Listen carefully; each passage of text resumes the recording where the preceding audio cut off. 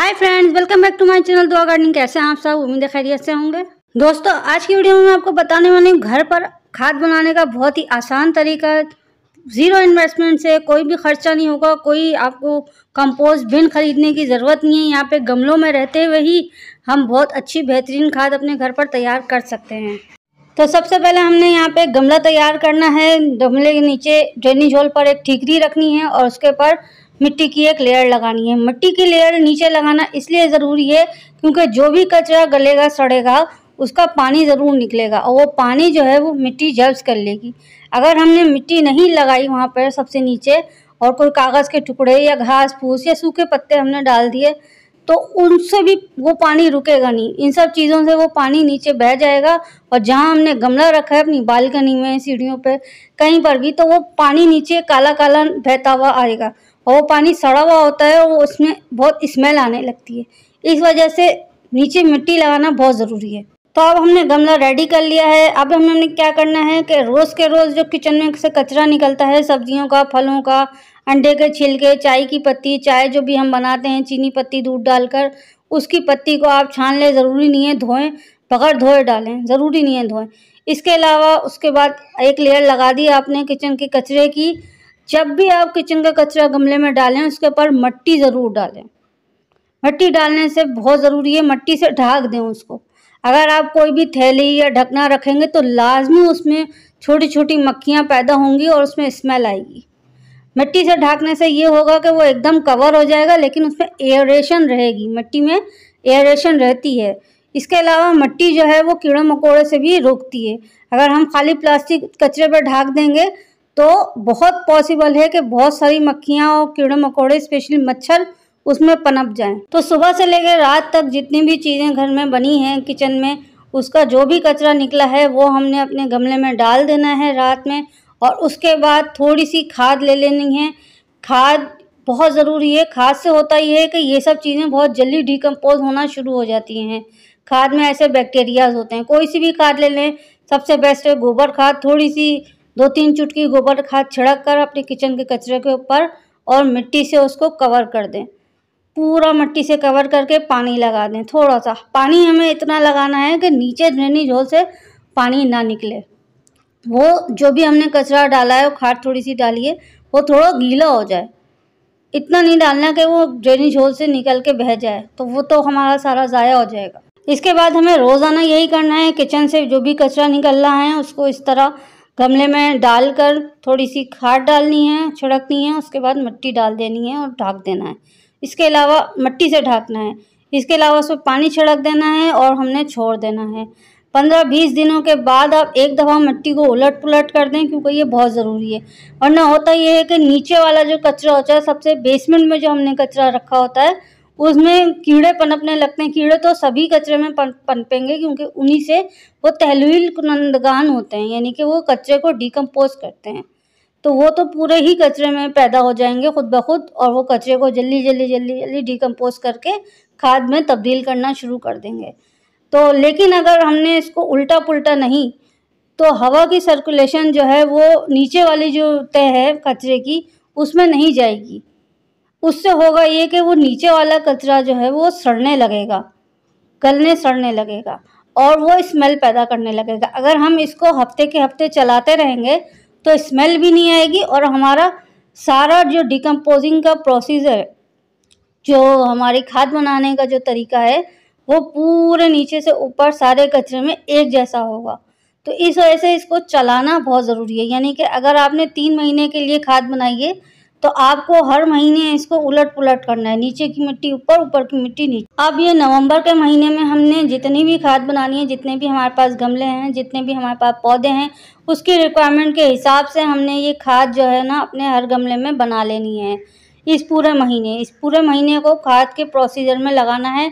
उसके बाद अगले महीने से हमने हिसाब लगाना है 3 महीने तक, यानी नवंबर के बाद दिसंबर, जनवरी, फरवरी तक ये हमारी खाद तैयार हो जाएगी। और फरवरी के बाद आता है बाहर का सीज़न, यानी कि मार्च का सीज़न।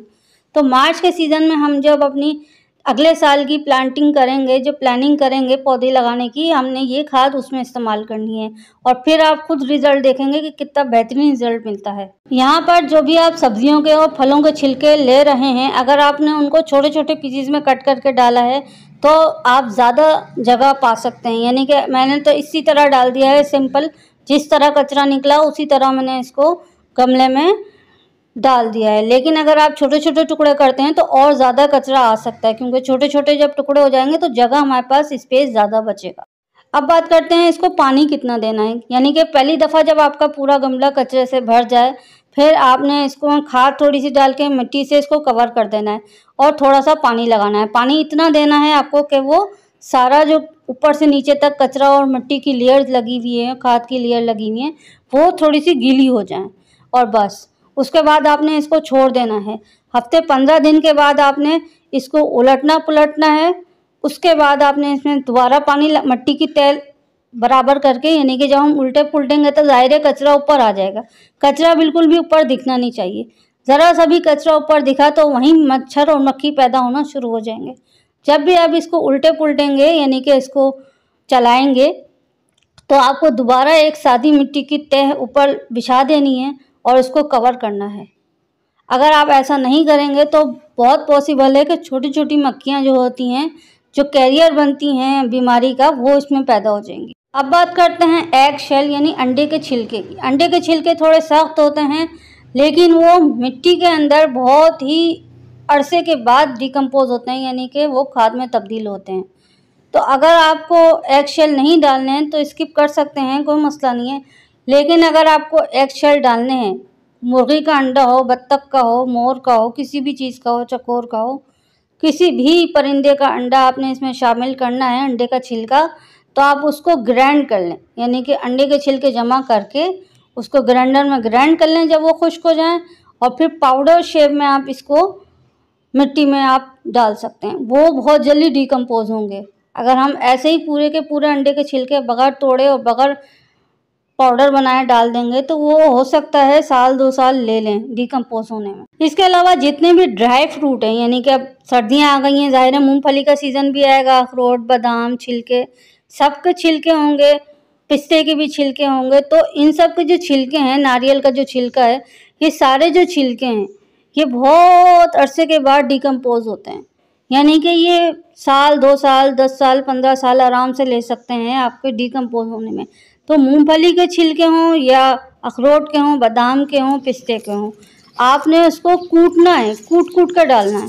कूट के थोड़ा सा क्रश कर दें हथौड़ी से, प्लास से, किसी भी भारी चीज़ से, या बट्टा मार के या बेलन से आप उसको कूट दें थैली में डालकर, और उसके बाद आप इसको गमले में शामिल करें, क्योंकि ये बहुत तेज़ी से डिकम्पोज नहीं होते, बहुत टाइम लगाते हैं। इसके अलावा लकड़ियाँ, जो भी दरख्त की लकड़ी आती है, छाल होती है, वो भी आप इसमें डाल सकते हैं। वो भी बहुत अच्छा ऑर्गेनिक सिस्टम बन जाता है। इसके अलावा घास फूस भी आप इसमें डाल सकते हैं, उससे भी न्यूट्रिशन अच्छी होती है। इसके अलावा जो हमारे गार्डन का जो कचरा होता है, सूखे हुए पत्ते, ज़ाहिर है पतझड़ का मौसम में सूखे हुए पत्ते बहुत निकलते हैं, घास फूस भी बहुत आती है, तो वो सब भी आप इसमें डाल सकते हैं। इसके अलावा अपनी खाद में अगर आपके पास कहीं से भी राइस हस्क मिल सकता है तो आप इसमें राइस हस्क यानी चावलों का होल, चावलों का छिलका आप इसमें शामिल कर सकते हैं। चावल का ना मिले तो किसी भी अनाज का मिल जाए, गंदम का छिलका मिल जाए, गंदम का हस्क, तो आप व्हीट हस्क वो भी आप ले सकते हैं। सर्दियों की सौगात चिलगोज़े अब आने वाले हैं मार्केटों में, तो आप जब भी चिलगोज़ा ख़रीदें, खाएं, उसके छिलके कभी भी ना फेंकें, उसको क्रश करके आप अपने मिट्टी में डाल सकते हैं, खाद में डाल सकते हैं। बहुत अच्छी खाद बनेगी, बहुत न्यूट्रिशन से, ग़िज़ाइयत से भरपूर खाद बनेगी। खाद बनाने के लिए जब भी आप गमला तैयार कर रहे हैं, उसके नीचे ज़रूर हल्दी या चूंटियों मारने का जो पाउडर होता है, कूपेक्स पाउडर, वो ज़रूर डालें। 3 महीने से पहले सर्दियों में बनाई गई खाद आप पौधों में इस्तेमाल ना करें, वरना आपके पौधे इसमें मर सकते हैं।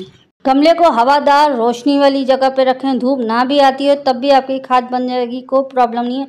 लेकिन ढकी छुपी जगह पे ना रखें, यानी कि किसी शेल्फ के नीचे कोने में एकदम, उसमें होता ये है कि मक्खियाँ और मच्छर पनपने लगते हैं। खुली जगह रखेंगे तो मक्खी मच्छर पनपने का इम्कान नहीं होगा। फिर भी लगते हैं तो आपने नीम ऑयल स्प्रे पे कर देना है मिट्टी के ऊपर, या कुछ नहीं है तो लहसुन और प्याज के छिलके का पानी बनाकर वो आपको स्प्रे कर देना है।